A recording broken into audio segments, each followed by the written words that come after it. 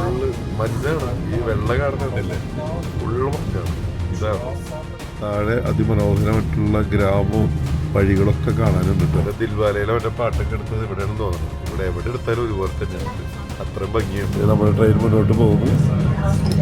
ഇതൊക്കെയാണ് നിങ്ങളുടെ ആരോഗ്യ രഹസ്യം എന്നാണ്, നിങ്ങളുടെ സൗന്ദര്യ രഹസ്യം ഇതാണത്. ഡയലോഗ് അടിച്ച് തൊണ്ട പറ്റി.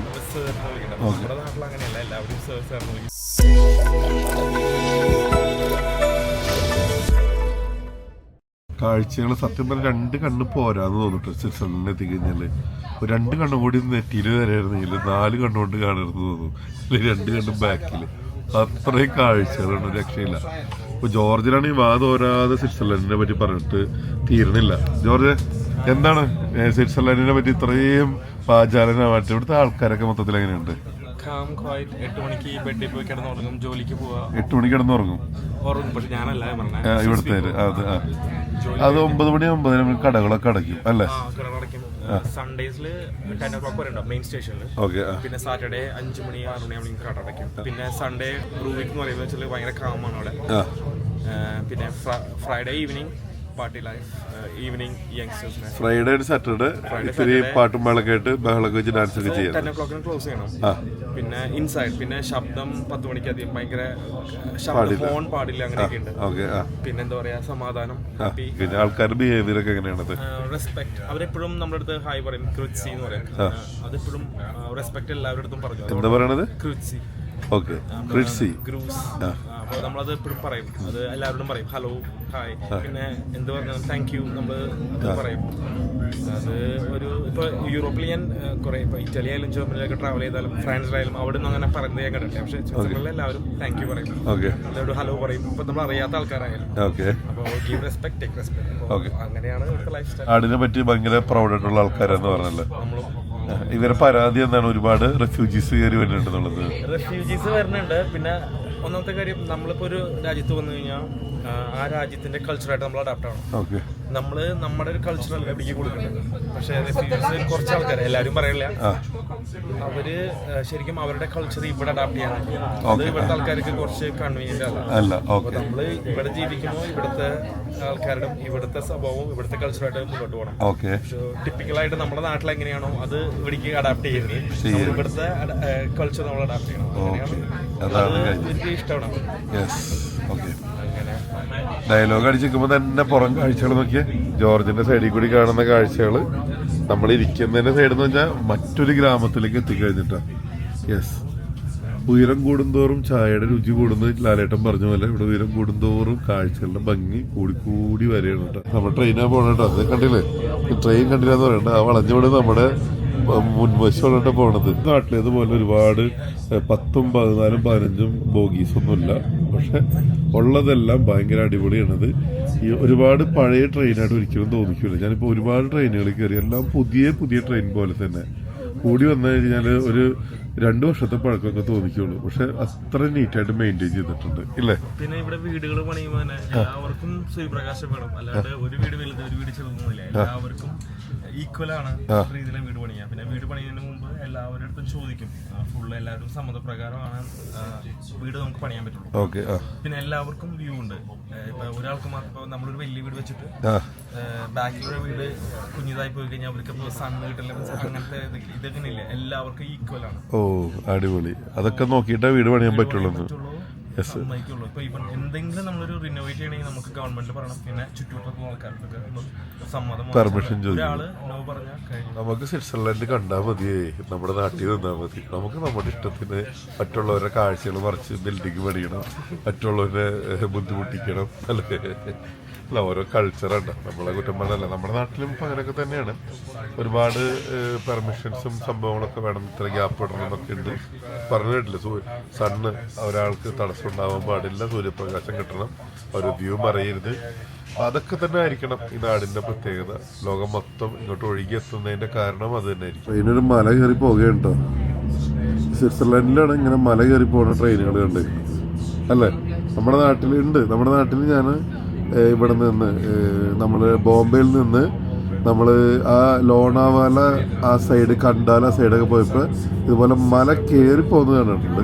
നമ്മുടെ നാട്ടിൽ മല കയറുന്നുണ്ട്. ഇപ്പോൾ കൊങ്കൺ റൂട്ടിലൊക്കെ ഉണ്ടെങ്കിലും വലിയ വലിയ പാലങ്ങളല്ലേ. ഇത് ശരിക്കും ഉയരത്തിലേക്ക് ഒരു വാഹനം, ഒരു കാറോ ബസ്സോ കയറി പോകുന്ന പോലെ തന്നെയാണ് ഇവിടെ കയറി പോകുന്നത്. പറഞ്ഞ നേരം കൊണ്ട് നമ്മൾ എത്ര ഹൈറ്റിലെത്തി നോക്കി.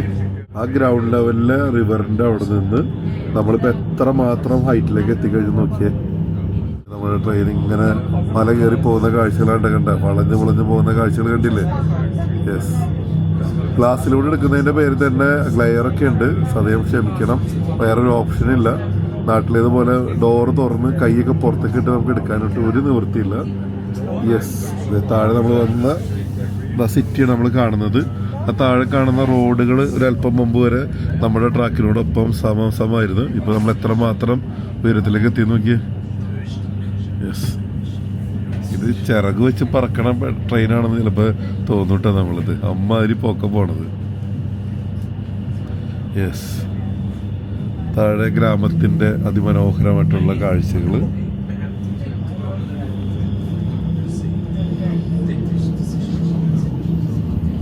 ഗ്രാമം കടന്ന് ഇതേ നമ്മൾ കയറിയിരിക്കണത് കാടുകളിലേക്കാണ് കേട്ടോ. ഇവിടുത്തെ കാടുകൾ ഇങ്ങനെയാണത്, നമ്മുടെ നാട്ടിലെ കാടുകൾ പോലെയല്ല. ഇവിടുത്തെ കാടിൻ്റെ പ്രത്യേകത എന്താണ് ജോർജ്? നാട്ടിൽ ഒരുപാട് മരങ്ങൾ കാണും, ഡിഫറെന്റ് ടൈപ്പ്. അങ്ങനെ ഒരേ കാറ്റഗറി മരങ്ങളാണ് ഇവിടെ കാണാൻ പറ്റുക. നമ്മുടെ നാട്ടിലാണെങ്കിൽ ഒരുപാട് വെറൈറ്റി മരങ്ങളൊക്കെ ഉണ്ട്. ഭയങ്കര ഭംഗിയായിരിക്കും അല്ലേ? Yes, okay. ജോർജ് വിട്ടുതരില്ല കേട്ടോ നമുക്ക്. അങ്ങനെ സിർസലാരിയുടെ കുറ്റം പറയുന്നുണ്ട്. ജോർജ് 2016 ഇവിടെ പഠിക്കാനെത്തിയതാണ്. അതിനുശേഷം പഠനമൊക്കെ കഴിഞ്ഞ് ഇവിടെ ജോലിയൊക്കെ ആയി ആളിങ്ങനെ അടിപൊളിയായിട്ട് പോകുന്നു. വീണ്ടും നമ്മൾ യാത്ര ചെയ്തിട്ട് വീണ്ടും മറ്റൊരു മല മുകളിൽ എത്തിക്കഴിഞ്ഞപ്പോൾ അവിടെ വീണ്ടും വലിയ ഒരു റിവർ നമുക്ക് കാണാൻ സാധിക്കും കേട്ടോ. വിസിബിലിറ്റി കുറവാണ്. കുറെ ആൾക്കാർ അവിടെ നിന്നിട്ട് ചൂണ്ടിടുന്നുണ്ട്. പക്ഷെ അവരൊക്കെ ലൈസൻസ് ഉള്ളത്. നമുക്ക് ഒരുപാട് ലൈസൻസ് ചെക്ക് ചെയ്താലോ ജോർജ്? നീ കിട്ടണുണ്ടാവോ?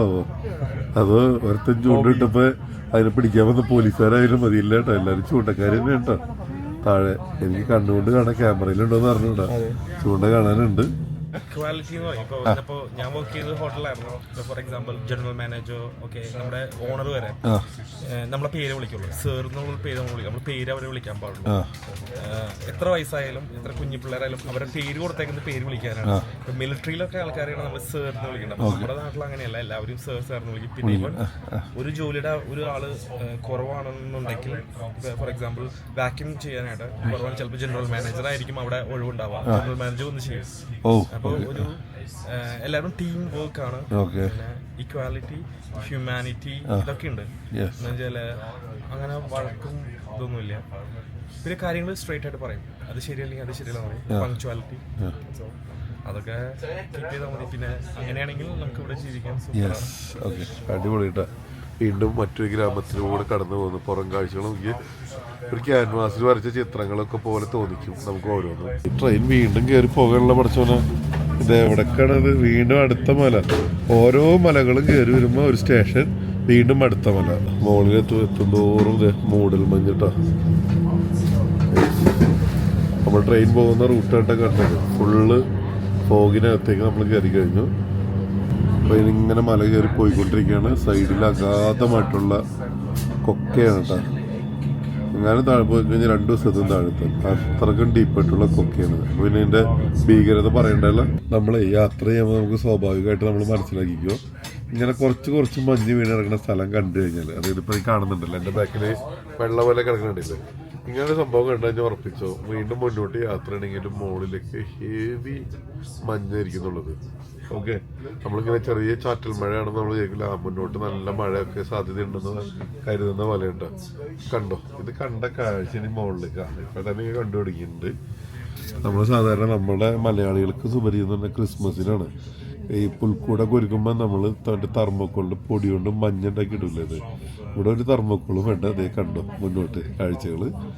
എനിക്ക് ഇതിൻ്റെ തയ്യാറെടുപ്പ് കണ്ടിട്ട് ഞാൻ അടുത്ത മല കയറാനുള്ള തയ്യാറെടുപ്പാണെന്ന് തോന്നുന്നുണ്ട് കേട്ടോ. വണ്ടി ഒന്ന് സ്ലോ ആയിട്ടുണ്ട്. പിടുത്തം വീണ്ടും ഒടുങ്ങിയിട്ടുണ്ട്. യെസ്, ഇനി കയറാൻ പോണത് 1.5 കാഴ്ചകളിലേക്ക് കണ്ടോ. കഥ മാറി മക്കളെ. ഇനി ആ പച്ചപ്പാണ് പറഞ്ഞേക്ക്. നമ്മൾ മറ്റേ പുൽക്കൂട് ഒരുക്കുമ്പോൾ ഇടില്ലേ, അതാ സെറ്റപ്പിലേക്ക് നമ്മൾ എത്തിയിട്ടാ. എന്താ കാഴ്ചകൾ! ഇതൊക്കെ കാണണമെങ്കിൽ നിങ്ങൾക്ക് സ്വിറ്റ്സർലൻഡിലേക്ക് വരാം. ഇതൊക്കെ കണ്ടില്ലേ, കഥ മാറിയത് കണ്ടില്ലേ? നമ്മുടെ ട്രെയിൻ മുന്നോട്ട് പോകുന്നു. ട്രെയിനിലെ ലൈറ്റ് ഓഫ് ആക്കിയിരുന്നു തന്നായിരുന്നു ജോർജ്. ഗ്ലാസ്സിൽ ഗ്ലയർ അടിക്കുന്നത് എനിക്ക് നല്ല വിഷ്വൽ കിട്ടണില്ല. എന്റെ പ്രേക്ഷകരിലേക്ക് നല്ല കാഴ്ച എന്താ കാണണേ നോക്കിയ. അടിപൊളിട്ടോ. ഫുൾ മൈനസ് തന്നെ ആയിരിക്കുള്ളൂ. യെസ്, കടുത്ത മഞ്ഞിലേക്ക് കേട്ടോ. യെസ്, ഇവിടെ ട്രെയിനിൽ ഫ്രണ്ടിൽ മഞ്ഞടിച്ച് തെറിപ്പിക്കണ സാധനം കണ്ടെന്ന് തോന്നുന്നുണ്ട്. അല്ലാണ്ട് ഇങ്ങനെ പോകുന്നു തോന്നണില്ല. ഒരു 1.5 കാഴ്ച, ഒന്നും പറയാനില്ല. ഞാൻ ഭയങ്കര എക്സൈറ്റഡ് ആണ്. കാരണം വലിയൊരു ആഗ്രഹമായിരുന്നു സ്വിറ്റ്സർലൻഡിലെ വീഡിയോസൊക്കെ കാണുമ്പോൾ ഇങ്ങനെ പോകണം എന്നുള്ളത്. ഇത്ര മഞ്ഞുണ്ടാവും ഞാൻ പ്രതീക്ഷിച്ചില്ലായിരുന്നു. പക്ഷെ നല്ല മഞ്ഞും പച്ചപ്പും എല്ലാം കിട്ടി. എന്താ കാഴ്ച അല്ലേ, ഒന്നും പറയാനില്ല. ഫുള്ള് മഞ്ഞാണ്. ഈ വെള്ള കാണുന്നില്ലേ, ഫുള്ള് മഞ്ഞാണ്. ഇതാണ് നമ്മളേതാണ്ട് മറ്റൊരു സ്വർഗലോകത്ത് എത്തിപ്പെട്ട പോലെയാണ് കേട്ടോ. നമ്മളൊക്കെ അങ്ങനെ പറയൂലേ, ദൈവം ആകാശത്തേക്ക് ഉയർത്തുമ്പോൾ ഫുള്ള് മറ്റേ വെള്ള മേഘങ്ങൾ എന്നൊക്കെ പറഞ്ഞ പോലെ ഇതങ്ങനെ ഫുള്ള് വെള്ളയാണ് കേട്ടോ. ദൈവം നമ്മൾ ഉയർത്തിയിട്ടില്ല, മറ്റേ എവിടെയാണ് ഉദ്ദേശിച്ചത്, അതല്ലാണ്ട് ദൈവം നമുക്ക് ആയുസ്സാരോഗ്യം തന്നേക്കാണ്. നിങ്ങളൊക്കെ പോയി കാഴ്ചകളൊക്കെ കണ്ട് കറങ്ങി വായോ. നിങ്ങൾക്ക് ഞാൻ ആരോഗ്യം തന്നില്ല. ഇത്രയും നേരം നമ്മൾ തൊട്ട് മുമ്പത്തെ വിഷ്വൽസിലൊക്കെ നമ്മൾ കണ്ടില്ല ചേട്ടനും ചേച്ചിക്ക് ഇരിക്കുന്നത്.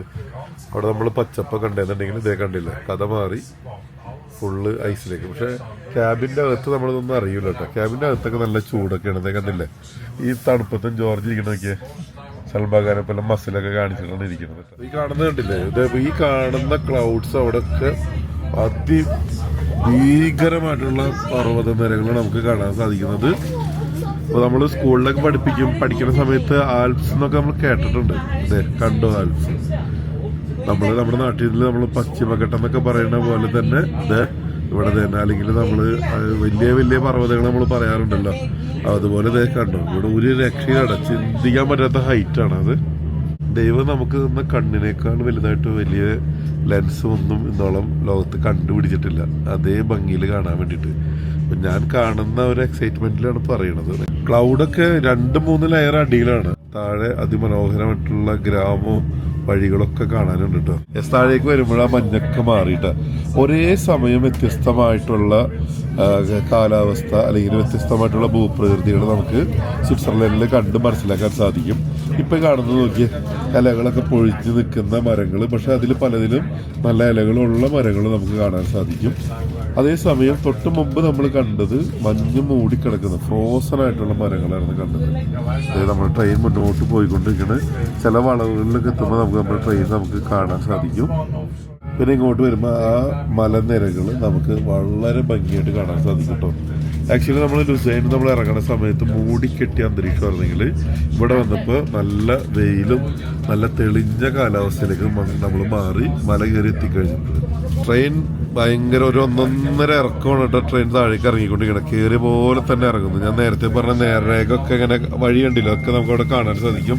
ജോർജ്, ഡയലോഗ് അടിച്ചാൽ എനിക്ക് വായ വെള്ളം പറ്റി, എന്തെങ്കിലും ഉണ്ടോ? ഇതൊക്കെയാണ് നിങ്ങളുടെ ആരോഗ്യ രഹസ്യം എന്നാണ്, നിങ്ങളുടെ സൗന്ദര്യ രഹസ്യം ഇതാണത്. ബെറീസ് ഒക്കെയാണ് കേട്ടോ, സ്ട്രോബെറിയും പിന്നെന്താണ്, പിന്നെ സ്മൂത്തിയാണ്. യെസ്, അടിപൊളി കേട്ടോ. യെസ്, നിങ്ങളുടെ സൗന്ദര്യ രഹസ്യം ഇതാണ് അതിനകത്ത്. യെസ്, ഹെൽത്തിയാണ്. ഇതാ ബെറീസ് കൊണ്ടുള്ള ഒരു സ്മൂത്തിയാണ് കേട്ടോ തന്നേക്കണത്.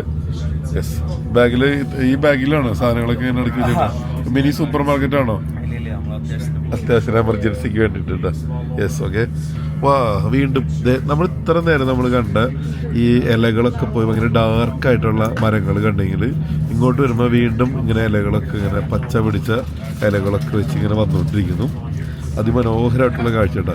ഈ ഒരു വിഷ്വൽ കാണുമ്പോൾ നമ്മുടെ കാശ്മീരിലേക്ക് യാത്ര ചെയ്തവർക്ക് ഇത്തരത്തിലുള്ള കാഴ്ചകൾ സ്വാഭാവികമായിട്ടും കാണാൻ സാധിക്കും. അതുപോലെ തന്നെ മണാലിയിൽ നമ്മൾ യാത്ര ചെയ്യുമ്പോൾ മണാലി ടൗണിൽ നിന്ന് നമ്മൾ മുകളിലേക്ക് കയറുന്ന സമയത്തും നമുക്ക് ഇത്തരത്തിലുള്ള കാഴ്ചകൾ നമുക്ക് കാണാൻ സാധിക്കും കേട്ടോ. ദൂരെ മഞ്ഞ് വീണ് കിടക്കുന്ന മലനിരകളും ഗ്രാമ കാഴ്ചകളും അതുപോലെ തന്നെ പൈൻ മരങ്ങളൊക്കെ നമുക്ക് മണാലിയിൽ നമുക്ക് കാണാൻ സാധിക്കും. ട്രെയിൻ അങ്ങനെ മല ഇറങ്ങി വരുന്ന കാഴ്ചയാണ് കേട്ടോ. മല കുത്തനെ ഉള്ള മല ഇറങ്ങി താഴേക്ക് വീണ്ടും അടുത്ത ഒരു ഗ്രാമത്തിലേക്ക് നമ്മൾ ട്രെയിന് പ്രവേശിച്ചിരിക്കുകയാണ്. ദൂരെ വീടുകളുടെ ബാക്കിൽ കെട്ടിക്കണ കുതിരകളൊക്കെ കാണാൻ സാധിക്കുന്നുണ്ട് കേട്ടോ. ഇതൊക്കെ കൃഷി സ്ഥലങ്ങൾ, അടുത്ത കൃഷിക്ക് വേണ്ടിയിട്ട് സ്ഥലങ്ങളൊക്കെ വൃത്തിയാക്കിയിട്ടിരിക്കുന്ന കാഴ്ചയാണ് കാണുന്നത്. പിന്നെ നമ്മൾ അടുത്ത ഗ്രാമത്തിൽ എത്തിക്കഴിഞ്ഞു. അപ്പോൾ നമുക്ക് റെഫറൻസ് ആയിട്ട് ഈ ചേട്ടനും ചേച്ചിയാണ് കേട്ടോ. നമുക്ക് ചുറ്റുമുള്ള പ്രകൃതി മാറുമ്പോൾ ഇവരെ രണ്ടാളുടെ സജഷനിലാണ് നമ്മൾ തീരുമാനിക്കുന്നത്. അങ്ങനെ എത്തിക്കഴിഞ്ഞു. ഡയലോഗ് അടിച്ച് തൊണ്ട പറ്റിയും ജോർജ് തന്ന ബെറി സ്മൂത്തിയും കുടിച്ചിട്ട് കാഴ്ച. ഇവിടെ നല്ല വെയിലായി തുടങ്ങിയിട്ടോ. ഇനി നമുക്ക് സ്റ്റേഷനിൽ നിർത്തിയിട്ടിരിക്കുകയാണ്. ഇനിയിപ്പോൾ ഇവിടുന്ന് മുന്നോട്ടുള്ള പുതുമകൾ നിറഞ്ഞ കാഴ്ചകൾ എന്താണെന്ന് നമുക്ക് നോക്കാം. ഇത്ര നേരം നമ്മൾ അങ്ങോട്ട് വണ്ടി പോയിരുന്നു കേട്ടോ. ഇപ്പോൾ ആ സ്റ്റേഷൻ നിർത്തിയിട്ട് വീണ്ടും തിരിച്ചു പോകണം കേട്ടോ. വേറെ ഏതോ വഴിക്ക് ഇനി അടുത്ത ഏത് മലയാണോ കയറാൻ പോകണമെന്ന് അറിഞ്ഞൂടാ. പക്ഷെ നല്ല അടിപൊളി സ്ഥലം കേട്ടോ. കാഴ്ച എന്ന് പറഞ്ഞാൽ ഒന്നൊന്നര ഫീല്. പിന്നെ ദിൽവാലയിലെ മറ്റേ പാട്ടൊക്കെ എടുത്തത് ഇവിടെയാണെന്ന് തോന്നണം. ഇവിടെ എവിടെ എടുത്താലും ഒരുപോലെ തന്നെയാണ്, അത്രയും ഭംഗിയാണ്. നോക്കിയ കാഴ്ചകൾ നോക്കിയ ഈ മേഘത്തിനകത്ത് കൂടി സൂര്യപ്രകാശം ഇങ്ങനെ ഭൂമിയിലേക്ക് പതിക്കുന്ന കാഴ്ചകൾ നല്ല രസമുള്ളൊരു കാഴ്ചയാണ്. ഇപ്പം ഇവിടെ ഒന്നും താഴെ ഇപ്പം ഐസൊന്നും ഇല്ല കേട്ടോ. പക്ഷെ അപ്പുറത്ത് കാണുന്ന മലനിരകളിൽ ഫുള്ള് ഐസാണ്. നമ്മളിന്ന് പോകുന്നതും ഐസിലേക്കാണ്. ഇപ്പം ഈ കാണുന്ന മലനിരകൾ കണ്ടില്ല, ഇതുപോലെ തന്നെ യൂറോപ്പിൻ്റെ നെറുകയിലേക്ക്, അതായത് ഇന്ന് നമ്മൾ കാണുന്ന സ്ഥലമാണ് യൂറോപ്പിലെ ഏറ്റവും ഉയരം കൂടിയ സ്ഥലം. ആ സ്ഥലത്തേക്കുള്ള യാത്രയാണ് കേട്ടോ. ഇത് കണ്ടില്ലേ കാഴ്ചകൾ. സൂര്യപ്രകാശം ഭൂമിയിലേക്ക് ഇങ്ങനെ എന്താ പറയുക, മേഘത്തിനുള്ളിലൂടെ താഴേക്ക് പതിക്കുന്ന കാഴ്ച കണ്ടില്ലേ. യെസ്, മുന്നോട്ട് പോകുന്തോറും ഇവിടെ ഐസ് വീണ് കിടക്കുകയുണ്ടോ. യെസ്, ഈ പോക്ക് കാണുമ്പോൾ നമുക്ക് നേരത്തെ പറഞ്ഞത് തന്നെ നമുക്ക് ഊഹിക്കാം. ഇനി നമ്മൾ പോകുന്നത് ഐസിലേക്ക് തന്നെ ആയിരിക്കും. വീണ്ടും നമ്മൾ മുന്നോട്ട് വന്നപ്പോൾ വീണ്ടും മറ്റൊരു വലിയൊരു തടാകക്കരയിലൂടെ നമ്മുടെ ട്രെയിൻ ഇങ്ങനെ പോയിക്കൊണ്ടിരിക്കുകയാണ് കേട്ടോ. യെസ്, എന്താ കാഴ്ച നോക്കിയേ. തടാകത്തിൻ്റെ കളറൊക്കെ മാറി കേട്ടോ. കാരണം ആ സൺ കറക്റ്റായിട്ട് വന്ന സമയത്ത് ആ മൂടിക്കെട്ടിയ അന്തരീക്ഷം മാറിയപ്പോൾ തന്നെ ആ തടാകത്തിൻ്റെ ഭംഗിയും മറ്റൊരു തലത്തിലേക്ക് മാറി. ഇപ്പം ഈ എപ്പിസോഡിൽ തന്നെ, അല്ലെങ്കിൽ കഴിഞ്ഞ എപ്പിസോഡിൽ നമ്മൾ വന്ന അതേ തടാകം പോലെ തന്നെയാണ്. പക്ഷേ ഇവിടെ എത്തിയപ്പോഴും അതിൻ്റെ കളറ് സണ്ണ് ഇത്ര വന്ന സമയത്തും നല്ല ബ്ലൂ സ്കൈ ആയപ്പോൾ തന്നെ തടാകത്തിൻ്റെ ഭംഗി എത്ര മാത്രമാണെന്ന് നോക്കിയേ. നമ്മൾ കുറേ സമയമായിട്ട് കണ്ടുകൊണ്ടിരിക്കുന്ന ഈ തടാകത്തിൻ്റെ പേരാണ് കേട്ടോ ബ്രൈൻസ് ലേക്ക്. സ്വിറ്റ്സർലൻഡിൽ തന്നെ വളരെ ഫേമസ് ആയിട്ടുള്ള ലേക്കുകളിൽ ഒന്നാണിത്. പ്രധാനമായിട്ടും ഇതിൻ്റെ കളറ് വളരെ ഫേമസ് ആണിത്. അപ്പോൾ നമ്മൾ ഇതിൻ്റെ നീളവും വീതി എന്നൊക്കെ പറഞ്ഞാൽ നമ്മൾ സെർച്ച് ചെയ്യുമ്പോൾ കാണാൻ കഴിയുന്നത് 14 കിലോമീറ്റർ നീളത്തിലും ഏതാണ്ട് 2.5 കിലോമീറ്റർ വീതിയിൽ 2.8 കിലോമീറ്റർ വീതിയിലുമുള്ള സ്വിറ്റ്സർലൻഡിൽ തന്നെ വളരെ ഫേമസ് ആയിട്ടുള്ളൊരു ലേക്കാണ് നമ്മൾ കണ്ടുകൊണ്ടിരിക്കുന്നത്. ഏതാണ്ട് 260 മീറ്റർ ആഴം കേട്ടോ. അതായത് 853 അടി താഴ്ചയാണ്. അപ്പോൾ കാണുമ്പോൾ സിമ്പിളായിട്ട് കാണരുത് കേട്ടോ. പിന്നെ പ്രത്യേകത എന്ന് പറഞ്ഞാൽ ഇവിടെ സ്വിറ്റ്സർലൻഡ് സന്ദർശിക്കാൻ വരുന്നവരൊക്കെ ഇവിടെ വിസിറ്റ് ചെയ്യാറുണ്ട്. ഒരുപാട് ആക്ടിവിറ്റീസ്, കാരണം ഇതിനകത്ത് പ്രധാനമായിട്ടും ബോട്ടിങ്, അതുപോലെ തന്നെ കയാക്കിങ്, ഒരുപാട് ഈ വെള്ളമായിട്ട് ബന്ധപ്പെട്ടിട്ടുള്ള ഒരുപാട് ആക്ടിവിറ്റീസൊക്കെ നടക്കുന്നതാണ്. അതുപോലെ തന്നെ മത്സ്യബന്ധനത്തിന് പേര് കേട്ട ഒരു തടാകം കൂടിയാണ് കേട്ടോ. ഇന്നലത്തെ പോലെ തന്നെ ഇന്ന് നമ്മുടെ ജീവിതം ട്രെയിനിൻ്റെ അകത്താണ്. പല ട്രെയിനുകൾ, സ്വിറ്റ്സർലൻഡിലെ എല്ലാ ട്രെയിനുകളും നമ്മളിന്ന് ചെക്ക് ചെയ്തിട്ട് നമ്മൾ സർട്ടിഫൈ ചെയ്യാൻ തീരുമാനിച്ചിരിക്കുകയാണ് എന്നാണ് ജോർജ് പറയുന്നത്. ജോർജ്, ഇപ്പൊ നമ്മളിപ്പോ തന്നെ നമ്മൾ 2 മണിക്കൂർ പിന്നിട്ട് ഇനി അടുത്ത പ്രോഗ്രാംസ് എന്ന് പറഞ്ഞ് ഇപ്പൊ നമ്മള് ലുസൈനിൽ നിന്ന് പുറപ്പെട്ടിട്ട് നമ്മൾ ഏത് സ്റ്റേഷനിലാണ് വന്ന് ഇറങ്ങാൻ പോണത്? 2 മണിക്കൂറത്തെ യാത്ര. 12:04 ഇന്റർലാക്കിൽ നിന്ന് ഗ്രിൻഡൽവാഡിലേക്ക് ഒരു ട്രെയിൻ ഉണ്ട്. അത് 12:04 എടുത്തു കഴിഞ്ഞാൽ 12:33 വരെ. ഓക്കെ. അത് കഴിഞ്ഞാൽ അവിടെ നിന്ന് ഇറങ്ങി ചേഞ്ച് ചെയ്യണം, പ്ലാറ്റ്ഫോം ചേഞ്ച് ചെയ്തിട്ട് 12:40 ഗ്രിൻഡൽവാഡിൽ നിന്ന് വേറെ സ്ഥലത്തേക്ക് 1 മണി വരെ. അത് കഴിഞ്ഞ് 1 മണിക്ക് 1:15 നെക്സ്റ്റ് ട്രെയിൻ എടുത്തിട്ട് യുങ്ഫ്രൗ. ഇന്നിപ്പോ രാത്രിയാകുമ്പോൾ നമ്മൾ തിരിച്ചെത്തും. എന്താ കാഴ്ച അല്ലേ, ഒന്നും പറയാനില്ല. എൻ്റെ ബാക്കിൽ കണ്ടില്ല മറ്റേ സാധാരണ മറ്റേ പുണ്യാളന്മാർക്കൊക്കെയാണ് ഇങ്ങനത്തെ ഒരു പ്രകാശം ഉണ്ടാവുള്ളത്. ഇന്നെടുത്ത് വെച്ചതാണ് ഫുള്ള്. അച്ചായൻ എൻ്റെ അടുത്ത് പറഞ്ഞ ഫുള്ള് തണുപ്പായിരിക്കും, ഒരു രക്ഷ ഉണ്ടാവില്ല, ഇന്നലത്തേലും തീവ്രമായിരിക്കും, മാരകമായിരിക്കും എന്നൊക്കെ പറഞ്ഞ് ഒരു ബിൽഡപ്പ് തന്നതിൻ്റെ പേരിൽ ഇതൊക്കെ എടുത്ത് വെച്ചിട്ടാണ്. ഇതൊന്നും ഇവിടെ നിന്ന് മേടിച്ചതല്ല കേട്ടോ, ഇത് നമ്മുടെ നാട്ടിലെ ഡിക്കാത്തറോഡിൽ നിന്ന് മേടിച്ചതാണ്. -20 ഒക്കെ താങ്ങുന്നു പറഞ്ഞ് തന്നത്. പക്ഷെ ജാക്കറ്റ് മാത്രം ഇട്ട് താങ്ങൂല. ഇതിൻ്റെ അകത്ത് 2 സാധനം കൂടി ഇട്ട് കഴിഞ്ഞാൽ -20 ഒക്കെ താങ്ങാൻ പറ്റുമെന്ന് വിചാരിക്കുന്നു. 20-ലേക്കൊന്നും പോയില്ല. ഇന്നലെ 6-10 ഒക്കെ മൈനസ് എത്തിയപ്പോൾ തന്നെ ഉള്ളിൽ വേറെ തുടങ്ങി.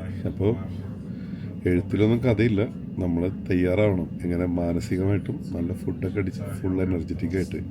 പിന്നെ നിങ്ങൾ സ്വിറ്റ്സർലൻഡ് യാത്ര, സ്വിറ്റ്സർലൻഡ് മാത്രമല്ല മഞ്ഞ് മൂടിയ സ്ഥലങ്ങളിലേക്ക് വരുമ്പോൾ ശ്രദ്ധിക്കണം, നമ്മൾ വെള്ളം കൂടി ഭയങ്കര കുറവായിരിക്കും. അപ്പോൾ ആദ്യത്തെ ദിവസങ്ങളൊന്നും കുഴപ്പമുണ്ടാവില്ല, പക്ഷെ മുന്നോട്ട് പ്രശ്നമാകും. അതിൻ്റെ പേരിൽ വെള്ളം മരുന്ന് പോലെ കുടിക്കാൻ ശ്രമിക്കണം. വെള്ളം എന്ന് പറഞ്ഞാൽ പച്ചവെള്ളമാണ് ഉദ്ദേശിച്ചത്, ആരും തെറ്റിദ്ധരിക്കണ്ട. ഇടയ്ക്കിട്ട് വെള്ളമൊക്കെ കുടിക്കാം. ഓക്കെ, അതാണ്. അപ്പോൾ തടാകത്തിനെ കുറിച്ച് മനസ്സിലായില്ല, അപ്പോൾ ഇനി കൂടുതൽ പറയണ്ടല്ല. അപ്പോൾ കാഴ്ചകൾ, അപ്പോൾ കുറേയൊക്കെ ഡയലോഗിലും കുറേയൊക്കെ മ്യൂസിക്കിലും. ഈ എപ്പിസോഡിൻ്റെ ലെങ്ത്ത് കുറച്ച് കൂടുതലാണ്, മറ്റൊന്നും കൊണ്ടല്ല, നിങ്ങൾക്ക് ആ സ്വിറ്റ്സർലൻഡിൻ്റെ ഭംഗി നിങ്ങളിലേക്ക് ശരിയായ രീതിയിൽ എത്തിക്കാൻ വേണ്ടി തന്നെ സ്റ്റേഷനിലേക്ക് ഇത്രയും നേരം നമ്മൾ കണ്ട ചുവന്ന ട്രെയിനുകളാണെങ്കിൽ മഞ്ഞ ട്രെയിനുകളൊക്കെ വരുന്നുണ്ട് കേട്ടോ. നമ്മുടെ ജഗതി ചേട്ടൻ പറഞ്ഞ മാതിരി ഞാൻ തന്നത് മഞ്ഞ കുതിരയാണെന്ന് പറഞ്ഞ പോലെ അതേ മഞ്ഞ ട്രെയിനുകളും വരുന്നുണ്ട്. യെസ്.